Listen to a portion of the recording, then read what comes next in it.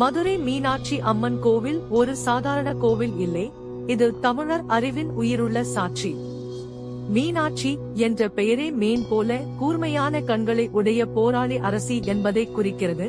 அதனால் அம்மனின் மீன் கண்கள் அழகுக்காக மட்டுமல்ல, விழிப்பும் பாதுகாப்பும் குறிக்கும் அடையாளம்.